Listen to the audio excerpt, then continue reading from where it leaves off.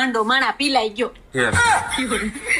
મારા તો હવે પેટમાં હાથ પગ ધરી ગયા. તું મને ગાંડો અમે છે તારે જેવી એને લગ્ન થયા હોય ને એને પીલાવાની જરૂર ન પડે.